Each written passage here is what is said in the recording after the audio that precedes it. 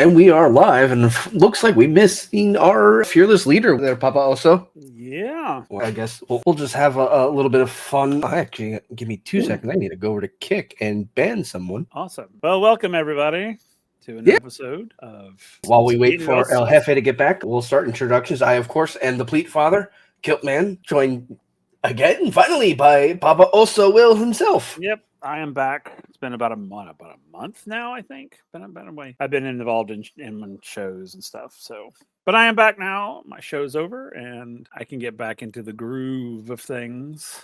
So it's good to be back. Of course, you go away for a little while, and everything goes to the weeds. I got sick at one point. I'm still recovering too. It's been bad. Like I've had this chest thing that won't clear up, and it sucks. That's the worst. Yeah, the flu a couple of weeks ago was really bad. It was ugly. Yeah, Not something I ever want again. It'll start with coughing fits every so often, and it's mostly drainage and allergies. I think drainage is the worst part of the sickness. Oh yeah, and look who's back! Yay! Now we don't have to vape anymore. It's fine. I appreciate you boys. I was just like, if there were things that need to get taken care of, and now things have been taken care of. So let's get on with the show proper. But hello, everyone. Welcome to another episode of NXTilosos, the sexiest NXT review show out here on the interwebs. Of course, we got the full crew back together finally after it seems like forever, but realistically, it's only been a couple of weeks, to be completely honest with y'all. But yeah, and what a way... And what a time to bring everyone back together, because it's like, hey, look at this, Gold Rush week 2, and oh snaps, what do you mean the go home show for Deadline is next week? We only got 2 matches for Deadline, so next week is going to tell us what we're getting for the rest of the show too, so it should be interesting.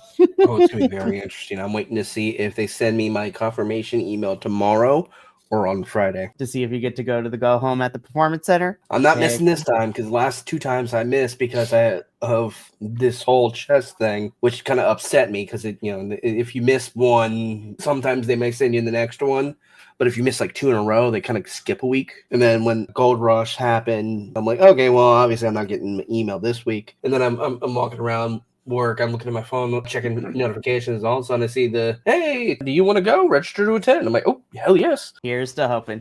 But yeah, of course, like I said, my name is Mikey, El Jefe of BC WrestlePod. And of course, the full crew is with me. So of course, Kilt, the Pleat Father, and Papa Oso Will is in the building. So before we get too deep into Gold Rush, because, Gold Rush Week 2 also has implications for those of us that review a certain show on Fridays. But before we get into all of that, just the quick announcements. If you are new here and you like what you see, then you can definitely subscribe to our YouTube or follow us on Twitch or Kick. If you're looking for something a little bit more self-contained, where you can still interact with us, but on a smaller scale, you can pick your favorite social media site of your choice and follow us at BC WrestlePod, where you get to see our report cards and our previews for the weeks of television, as well as some other stuff. And then, of course, we have some merchandise, bcwrestlepodshop.fourthwall.com.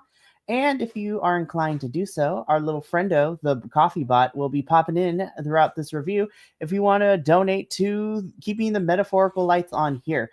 And that's probably going to help, because 2026, we going to see some fun stuff, which I'm going to fill in these boys after we're done. So I'm excited to talk to them about that. But with that out of the way, let us get into Gold Rush Week 2 again. So these are pre-taped, because they did both nights of taping for Gold Rush last week. So we still find ourselves at Madison Square Garden. And for those of you who are new to NXT and want to know what the premise of Gold Rush is, minus our main event, Gold Rush is where NXT puts a bunch of championships on the line. So every match is a championship match or has some stakes to it.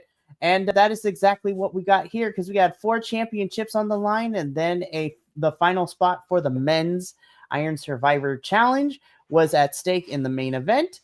But let's get into what kicked off the show for us. So again, tonight's episode saw both Evolve championships on the line. We crowned a new Speed champion, and we also have our TNA Knockouts title match as well. But we kicked things off with our first match, which was for the men's WWE Evolve Championship. So again, Evolve is like the independent program where independent wrestlers can have a WWE ID. They are at Evolve for a little bit, and then if WWE and NXT likes what they see, then they can bring them up and sign them to NXT.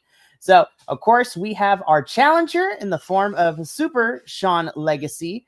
This is not the first time we have seen him on NXT television, as we've seen him a couple times before. But making his official in-ring as champion debut for NXT television is the Men's Evolve champion, Jackson Drake, who, of course, was accompanied by his members of his faction of the Vanity Project, and so he was accompanied by Swipe Right. As the only person here on BC WrestlePod who watches Evolve on Wednesday nights, it's free on Tubi. I was very looking forward to this match because I think Jackson Drake is really fun, and so is Super Sean Legacy. And I thought this was a really fun opener. I enjoyed it. Of course, we got some shenanigans from Swipe Right throughout the match, trying to distract Legacy. But, he didn't necessarily fall for it. But unfortunately, once we got to the second half of the match, Jackson Drake kicked it into gear and ended up retaining the Men's Evolve Championship. Kilt, I'm going to come to you first. What did you think of our Men's Evolve Championship opening week 2 of Gold Rush? I don't like either of these guys. At least their characters. I don't like them. They cringy. They make me feel weird. It's like that typical, I don't know how to, one is more like this, the popular jock guy, and then one's, he's trying too hard to be the Miz early on, and I'm like, no thanks. I don't like either of these. It was a very boring match. I actually forgot I was watching it at one point. I don't really see, because the last time I saw What's-His-Face defend his title, I think either I was in-house for the show. You were at Succession, yeah. And it didn't really... It's back-to-back defenses, and it's like, okay, cool, you won both times. Excuse me. Honestly, I don't see... There was no draw for me here. It was such a... the match was, not really all that interesting. It was a 3-on-1, basically, which we see again later in the evening. I wasn't as invested in it as most people would be, probably because Evolve doesn't have as much presence in that from what I've noticed. So that's probably one of the reasons why I wasn't really attracted to this, is because I don't really care. Not to care, I would just say I don't get to see it enough to keep me interested. So this was kind of boring for me. All right, fair enough. I throw the same question to you, Papa Oso. What did you think of the Men's Evolve Championship match? Well, I think I'm going to be everyone's least favorite person tonight because, I've been away for a while because I've been doing work stuff. And, it's like you leave on vacation, living in the suburbs, come back and find that you're in a trailer park, which is exactly what this all felt like. Literally. I was like, I have no investment in any of these guys. I didn't enjoy this match. I mean, I didn't hate it, but I wasn't into it. One, I don't know either of these guys, know them. And which, is sometimes a positive, sometimes a negative, depending. But so I went into it thinking, okay, I don't know these guys. Let's just see what they got. And I was kind of like, okay. I love the concept of Gold Rush, the whole idea of titles on the line, but I don't know. Neither of these characters, now the performers are, they do their thing, but neither of these characters pulled me in. Sometimes I go, ooh, this character pulls me in, and I go, yeah, I'm on your. But this time I was just honestly, I sped through this match. I watched the first first minute or two of it, and I was like, oh no, I can't do this. So I put it on double speed and just watched it go. And yeah, wasn't that great? So I think I'm going to say this because now that both weeks of Gold Rush are behind us, I feel that they unevenly stacked each week's championship matches, because by the end of this, there's one match I really, really enjoyed on this night, but I feel that it was uneven compared to all the matches we got last week, because last week we had the AAA mixed tag titles, we had our NXT Women's Championship, and that was a lot of fun, and and then we had the NXT North American Championship. So I will say that week 1 was better, but because I feel like they were uneven. When we were told last week we were getting both Evolve championships, I'm like, you should have spread it out. You should have had one on week 1 and then the second one on this one to spread it out. But I digress. Again, I watch Evolve on a weekly basis, so I am more familiar with everyone. However, I will agree that Evolve again is rough around the edges because these are people from the independents looking to possibly get into NXT and the main roster. The in-ring's fun, but I agree character work is not there yet. And I'm just like, this is very generic, like cookie cutter, create a wrestler 5 in a wrestling video game. But again, I like Jackson Drake. I am familiar with his work on the Independents. I like the in-ring ability of Super Sean Legacy. I just don't like his character because it's very, how do I put this nicely? It's very white jock in high school, like you said. And I was just like, we have too many of those already. I was like, we can't be doing this. There is one wrestler, though, in Evolve I love with all my little heart. His name is Aaron Rourke. If y'all look him up, he is fantastic. He is great. But yeah, Jackson Drake retains the men's Evolve championships, and we move on into the show because Soul is going through it. She's been going through it for the last couple of weeks. Soul is tired. She's over everything. So Soul is sitting backstage, and out comes our favorite Canadian to hate, all ego Ethan Page, who talks about Sol Ruca, who is, questioning and also contemplating whether she should be out on ringside with Zarya to be there for her match for the Speed title. Again, Zarya threw in the towel for Sol Ruca last week as Sol was trying to get the NXT Women's North American Championship back from Blake Monroe. Zarya threw in the tower, and Sol is still mad at her from last week, and it shows right here. So Ethan tells Sol that she needs to be selfish, and she has to look out for herself. In comes Miles Bourne, who tells Sol not to listen to it, and then Ethan and Miles have a little bit of a back and forth. So I'm like, I smell a feud, possibly, and we'll get to that when we get to our men's Iron Survivor Challenge. But yeah, so Sol's angry. Miles and Ethan are kind of, been going through it. She lost both of her championships. Her and Zarya on the rocks, like, she's going through it. She's going to hold them both and be like, it's okay. It's going to be okay. We still love you.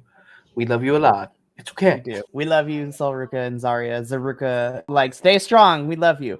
That breakup's coming, though, but I was just like, not right now. But let's keep going in the show. So after this little backstage segment, we get into our next championship match. This is for the vacant WWE Speed Championship. So again, Sol Ruca was the champion, but then vacated it due to injury, which apparently she's not really injured. So I don't know why we had to vacate both titles, but you know what? That's whatever. I don't make the booking decisions.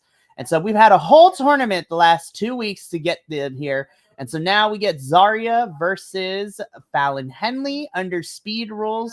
There is a 5-minute time limit. I'm going to be quite honest. I love Fallon. I love Zarya. But guys, this was really sloppy. It hurt me to watch because I love these two. But this was really sloppy. There were some miscues. I was just like, there was not a lot of urgency. And I'm going to say this because it happened during the Women's Evolve Championship match. We need to establish some rules. Either people are not allowed at ringside or they are, because like we are playing hard and fast with the numbers game.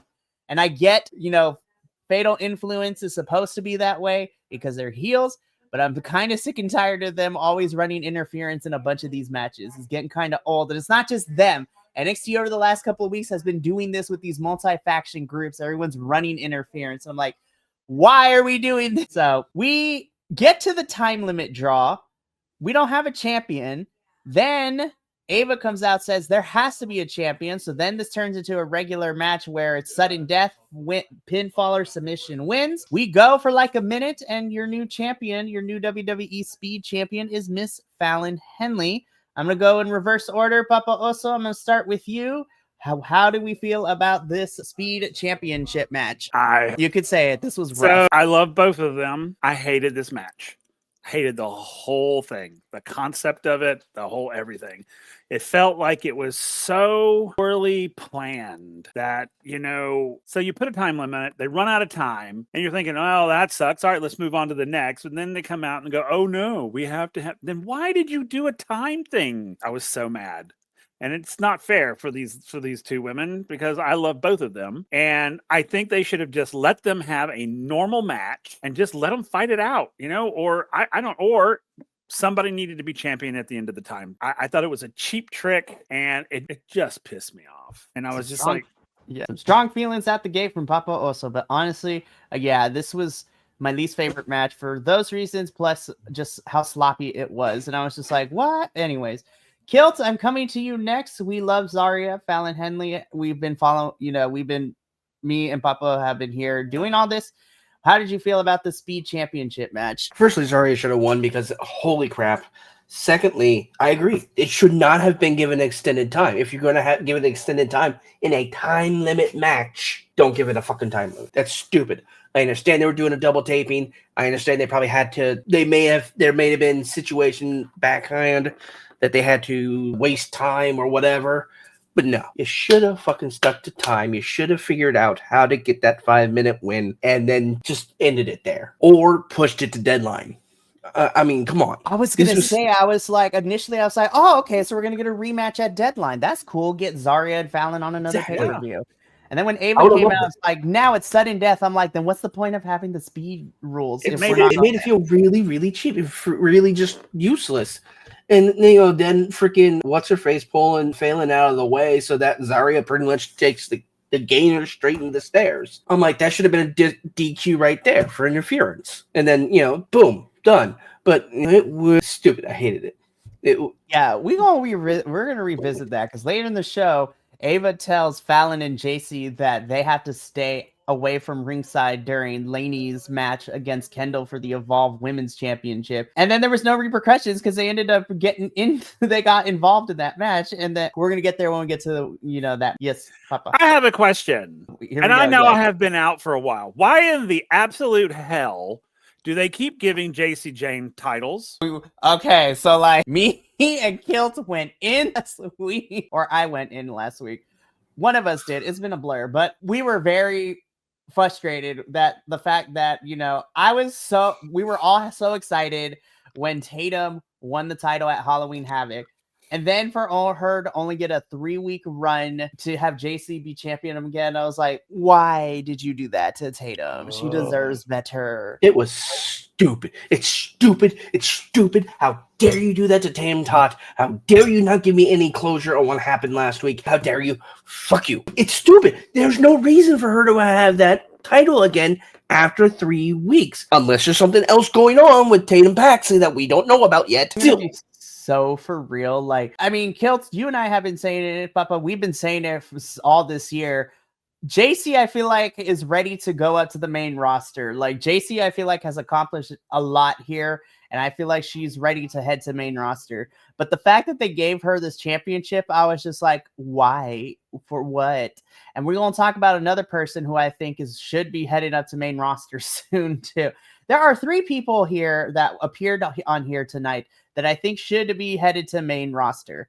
2 of them for sure. One of them, I was like, I would like to see them get a championship run, but that's not always the case because I look at Julia and Stephanie that they don't need to be here for long in order to do that because they're already great. JC needs to go up to main. Trick definitely needs to go up to main. Even though he wasn't on the show, I add this as a 4th. Obafemi, I think after deadline is ready to go up to main. And then I want her to get a championship run, but if Stephanie and Julia prove to us they don't need to really have a long title run, I think Jordan should be ready to head up to main roster too. But I like Jordan in NXT though. So, but yeah, to kind of wrap this all up, this match was sloppy. It kind of devalues the Speed Championship. I know it's gimmicky, but even still, there should have been a winner in that 5-minute time limit.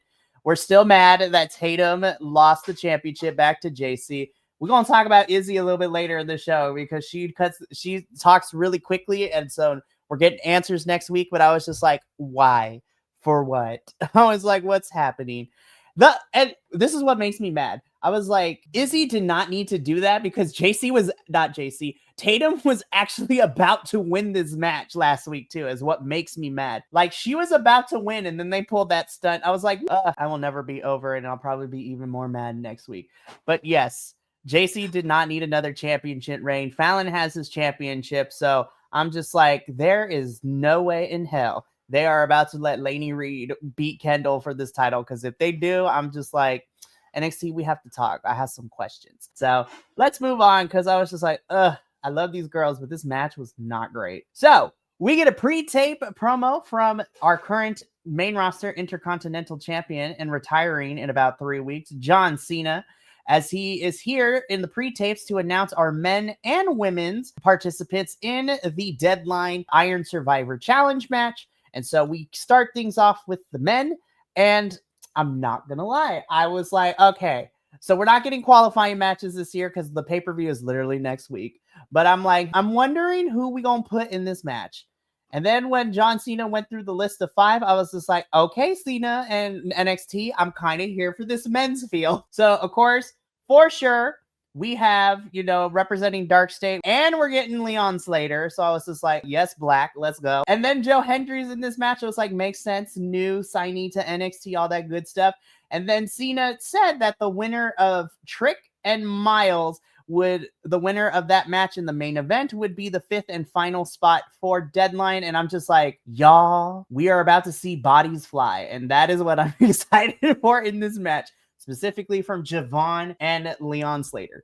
I was like, now looking at this field though, and knowing the outcome of the main event, I'm gonna be completely honest, you guys. I'm gonna call my shot right now. I think Joe Hendry wins and goes to New Year's Evil for a shot at the title, because I don't think Javon and Leon are going to win, because I think they're going to still have them feud with Dark State for those tag titles. It seems that Miles might end up feuding with Ethan.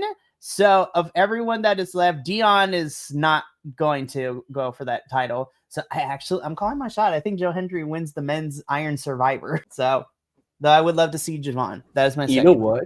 I'm going to double down with you, because John literally did the Joe Hendry post. He did the post. And I'm like, he gave Leon and he gave Javon such big props at the beginning of the video, because they have done a lot for their age, and he's excited for them and how they're going to come. But he made jokes about Joe Hendry and how he was a self-made blah, blah, blah. And it's like, yeah, you look at him, you say his name and he appears. It's ingrained in our brain rot. It is. I'm going to go with you on this one. I think Joe does take it all, only because I don't want to see Dark State win. And as much as I like Miles Bourne, I think you are right. Him and Ethan Page should have a good feud now that he has whooped that Trick and put him in the back. Yeah. Spoiler alert. And I'm going to triple dog down with you guys, because I'm a Joe Hendry fan. So, and can I also say that I'm loving the Joe Hendry and Thea Hale team up? Yes. That's what we said the last couple of weeks. We love this. Holy team crap. Up. And the match that Joe and Thea had against Chelsea and Ethan for the AAA mixed titles last week was so much fun. I literally was gushing at how cute she was acting and how much fun it looked like she was having just being part of that meme. The two of them need to be together. Oh, I love it. I'm like, she's like my second NXT crush now after Tatum, because holy crap, they need to be a mixed team, a tag team, right? Yes. If we're bringing the AAA mixed tag titles to main roster and NXT, I need a triple threat with Chelsea and Ethan defending those titles once again against Joe and Thea. But I also need them to have the team of Lola and Mr. Iguana, because Ethan and Chelsea are fighting Mr. Iguana and Lola down in Mexico all the time. So I was like, make this a triple threat, put it on NXT. Let's do it. Shoot, we got Mr. Iguana and La Parca at Halloween Havoc. So let's bring more AAA stars over, because I'm here for all of that. But yeah, I was like, you know what? I'm excited for this men's match, because I remember last year, you and me, Papa, were not necessarily the biggest fans of the men's match last year, because I was just like, we all know who's going to win. And I kind of feel that way with the women's, but at least the women's was also really good too, which we're going to get into a little bit later in the show. But yeah, so Joe Hendry, Javon Evans, Dion Lennox, Leon Slater, and of course, spoiler alert, Miles Bourne. The 5 of them will be competing for a championship match at New Year's Evil on the men's side. But we keep going on in the show, and we be moving on. Izzy cuts the short promo saying she will explain her actions on why she turned on Tatum next week. I'm just like, Izzy, you got some explaining. I hate that whole faction. I absolutely hate them. I do too.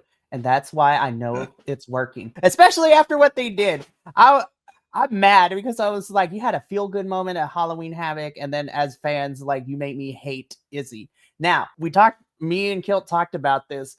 We understand that the purpose is to get that heat on Izzy to make her hateable and to make the Colleen the hateable. Totally worked. I'm mad at all of them. I just don't like that we had to at the expense of Tatum finally getting a championship run. So what I'm hoping is, if anything, because I don't know what's going to happen. I don't know if they're going to fight at New Year's Evil, but somewhere along the way in this feud between Tatum and Izzy, I need Miss Lyra Valkyria to come in and to whoop some ass too. Because I was like, Lyra has had Tatum's back since day one. So I'm like, I need Lyra to come in and beat some sense into the calling because she can fight everybody and I'd be here for it. But yeah, Izzy addresses her actions next week on NXT. This was a little bit sloppy, but I'm gonna be completely honest. This was my favorite match of the entire night, not gonna lie. So this was the triple threat for the TNA Knockouts World Championship. So this is our champion, NXT star Connie Jordan, defending the title against both Jordan Grace and TNA star Liang Li. This match, again, Spanish flies, muscle busters, martial art kick strikes. By the end of this match, your winner and new TNA Knockouts World Champion, Miss Liang Li. And I'm going to send y'all the video in our group chat really in a little moment because I watched the video of her talking about it right after her win. And I was just like, give her a run, TNA. Don't do this to me. That's actually how I found out she won this. Was because I was going through TikTok and I happened to see her in that interview first. And I wasn't sure what the heck was going on. I just saw that she was, really heartfelt and, she was happy that she won this title. I'm like, oh, cool.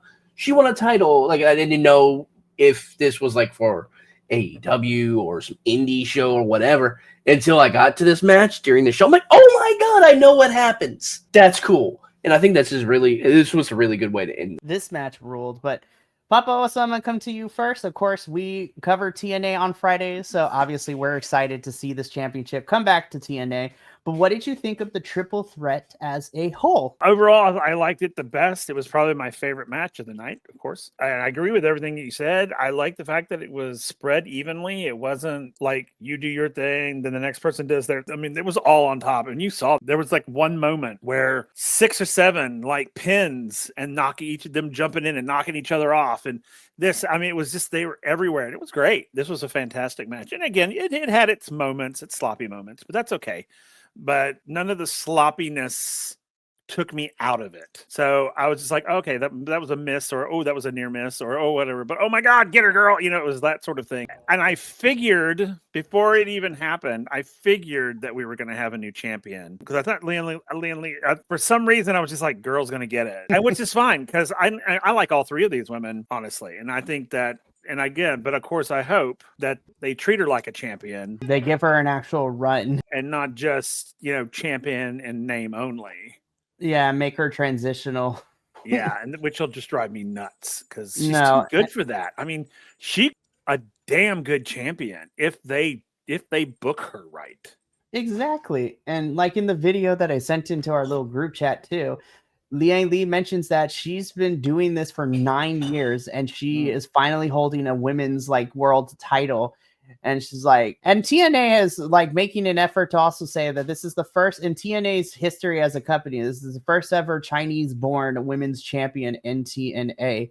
So I'm just I'm still not over it. And I probably will never get over it. But you know what? Victory for Mike is going to be sweet because I can't wait for him to beat Frankie Kazarian's ass when we get a little later, which is probably either going to be a Genesis or something. But Kilt, I want to come to you too, because again, you talked a little bit about finding out about this, but what do you have any additional thoughts about the triple threat as a whole? Hey, Pleat Father, you are on the microphone. My bad, I got sent something and I was distracted. I can't help it. Anyways, what do you think the Emperor of Mankind has bequeathed unto me a story about one of the Space Wolves, and I got distracted very hard. Actually, I think I said everything I wanted to say about this match, because this was really good. It was a really great match. I enjoyed it, and it was.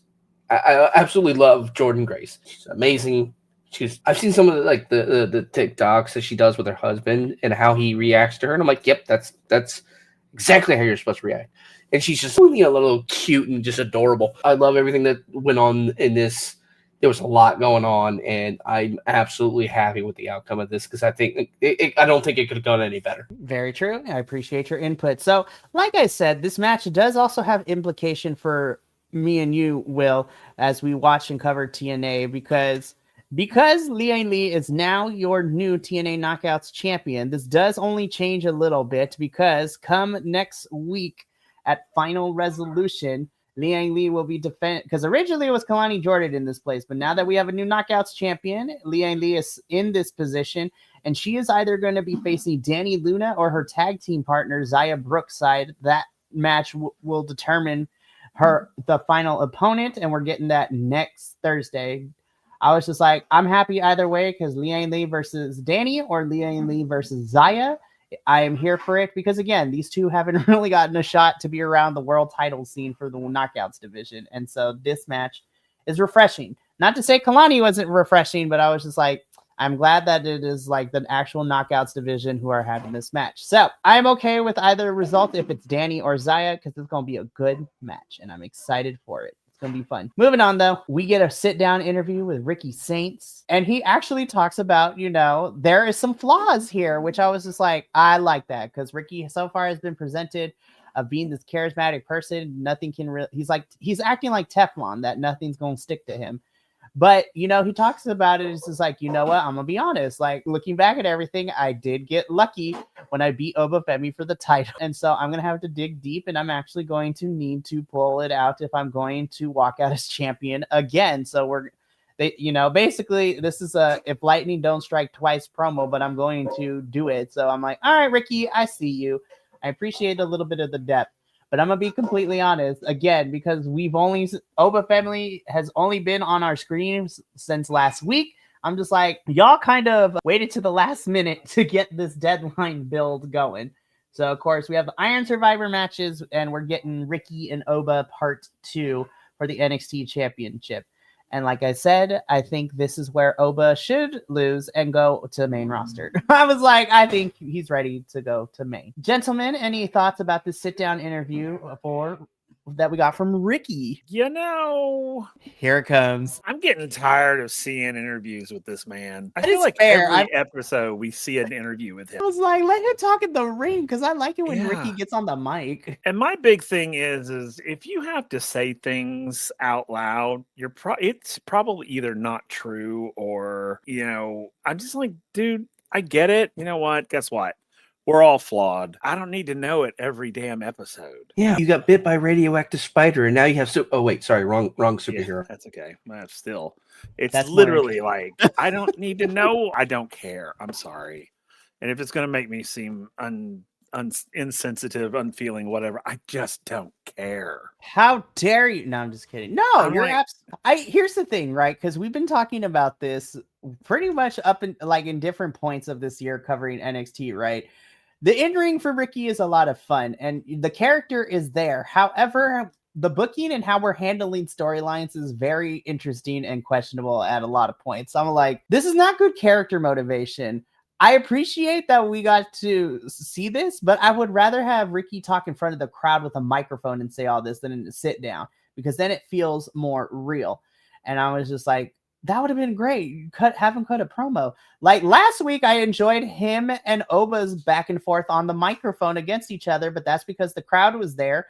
But both of them got their points over, and I was just like, I mean, technically, Oba is the heel in this, but I'm like, I'm kind of enjoying both of them, and I like both of them. But I'm tired of these sit-down interviews. No more interviews for Ricky for a little bit. It seems like every single time I was just like, I want to see him wrestle more, and I think that's the problem. I'm not saying that the championship needs to be on the line, but like, have him be a fighting champion. Like, that's exactly correct. Shut up and fight. I was like, I know you can fight, Ricky. You and Trick had that, even though it was crazy to watch. Y'all had that last man standing match, and it was tamed, but it was fun. Y'all threw each other through the barricades. Tables were broken. We were in the crowd. Like, fight. That's what I need to see from Ricky. Yeah. And I mean, it's like, oh, you've got this title, but yet we're not seeing you do any fighting. I mean, like I said, it doesn't have to be for the title, but we need to see you do some shit, man. Stop boo-hooing behind a camera and get in the ring. And, work out your traumas in the ring, man. NXT let Ricky fight.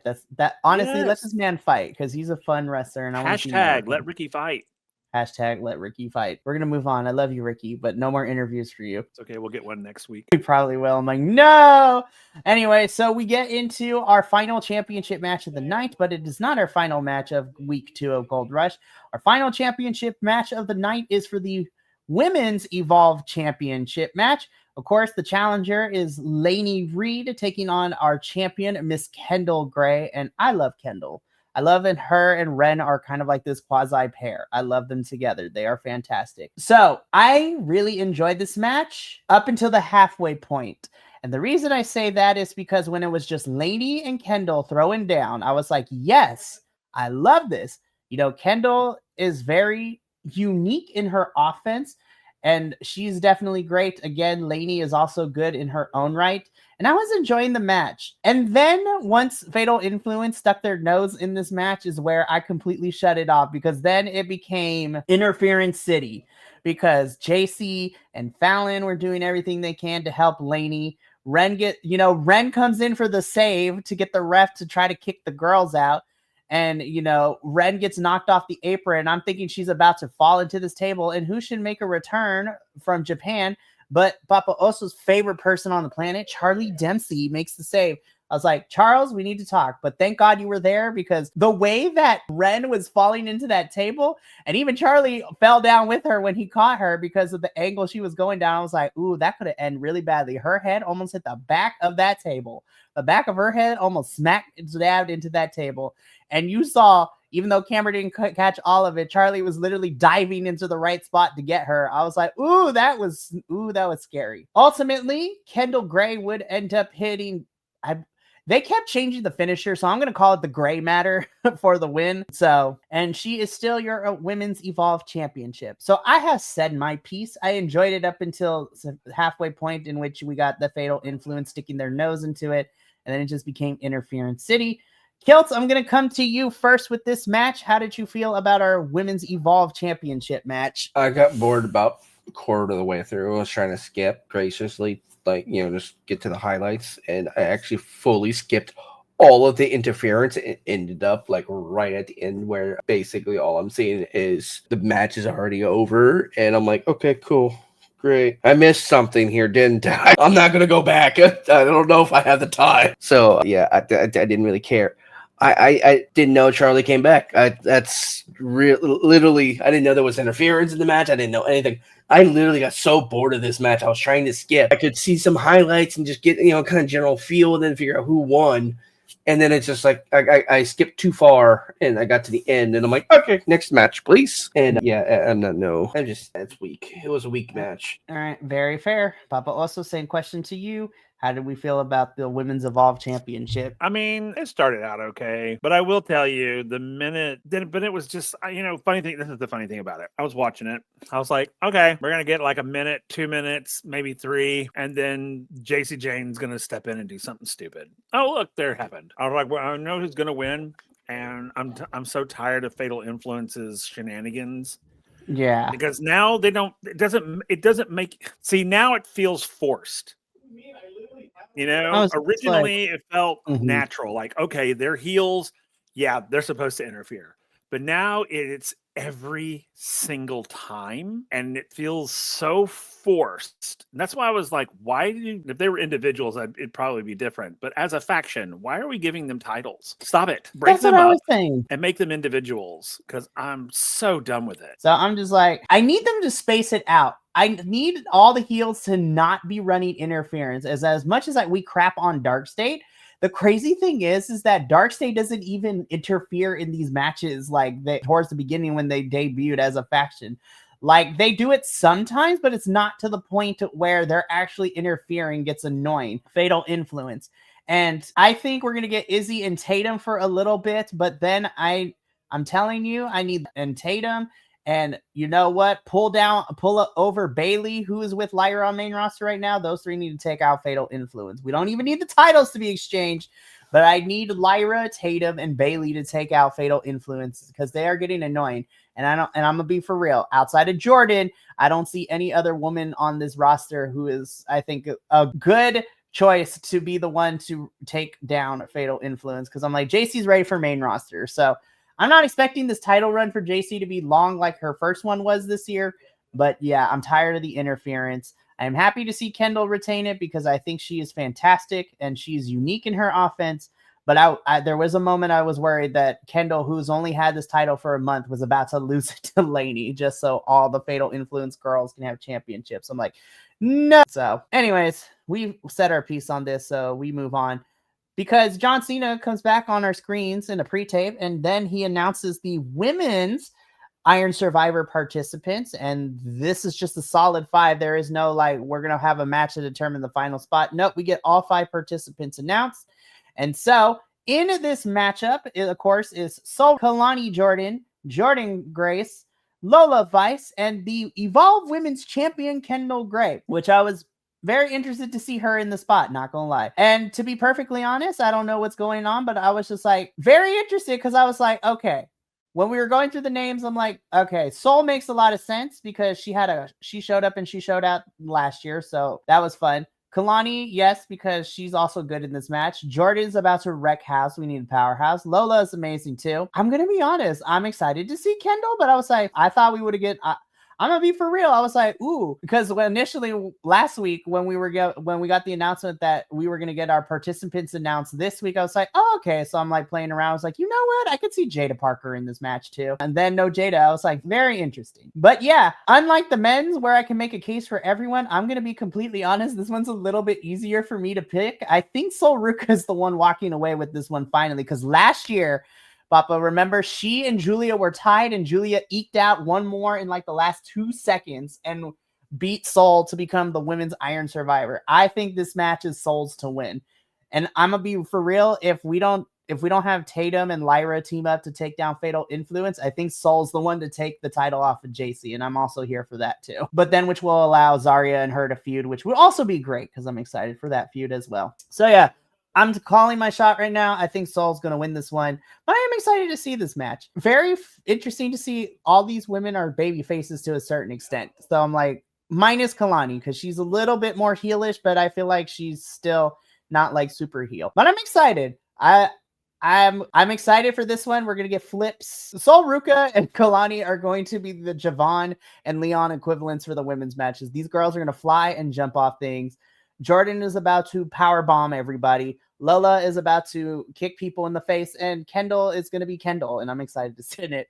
So yeah, so moving on, we get into our main event, which I was just like, we could have waited. I'm gonna be for real. We could have waited until next week's NXT to have this match. I was like, why are we having this at Gold Rush? This made no sense. I was like, Gold Rush is where championships are on the line. I get that the final spot for the men's Iron Survivor was here, but I'm going to be for real, you guys. Am I happy that Miles won? Yes, because that keeps Trick out of the Iron Survivor. He don't need to be in it. But I was just like, this was a really short match, and it was just like, before I blinked and it was over. I'm like, oh. And again, I claim that I was like, we could have just had this next week on the Go Home show, to be completely honest. Like, I feel like we did not need this match on Gold Rush, but the match was fine. I mean, it's Trick and Miles. This is not a championship match, so it's just like, I mean, the final spot in the men's Iron Survivor was on the line, but I was like, we could have waited till next week. Miles Bourne ends up winning. Happy for him, so he fills out the final spot. I don't really have much to talk about this match. It felt like a standard Tuesday NXT match, but it felt out of place for it being on Gold Rush, if that makes any sense. Cool. Awesome. We can move on with our lives. Kilt looks so enthused about this match. I mean, yeah, I liked it. I enjoyed it. It could have started the night out. It would have been. It could have. It could have waited, as you said, till next week even. This is supposed to be a rush for titles. It's not supposed to be fucking build up for something else. Honestly, it's how I see it. The only thing I really liked is what happened after. Well, let's get into that, shall we? Because afterwards, Darkseid tries to come up and run up on Miles, and then, the rest of our participants in the men's Iron Survivors come into the ring to even the odds to help Miles. And I'm like, there's a match right there for NXT next week. It's going to be Javon, Joe, Miles, and Leon versus Darkseid, and I'm kind of here for it, not gonna lie. But this shot goes hard. I was like, and having him work double duty. But I was like, this is like your going into 2026. These are the baby faces I think NXT are going to start, doing more with. Especially, I'm looking at you, Javon. I'm ready for you to get a championship in 2026. Yes, Javon, please get a championship.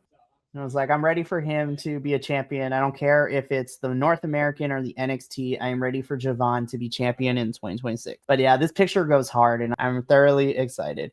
Good job, NXT, for making the men's participants make me care. I care about both matches this year, so I'm excited. This is going to be a fun one. But yeah, that is going to be it for NXTilosos. Again, I enjoyed week 1 of Gold Rush a little bit better, but I think that's because of all the matches that we had. So next year when we do Gold Rush, please NXT even out the matches that we have for each week. And let's not do interference cities and lots of matches too, please. Because we got it with the speed and the women's evolve. And then we got a little bit of it for the men's evolve with swipe right running interference for Jackson Drake. But that's going to be it for us here at NXTilosos. We got 2 more things coming up this week. Later on tonight, the CMLL crew will be here.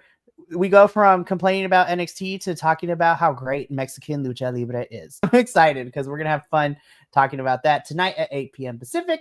And then on Saturday at 4 p.m. Pacific, Kilt and a couple other friendos will be doing a live watch along for Survivor Series, as I will be live and in person doing the boots to the ground part.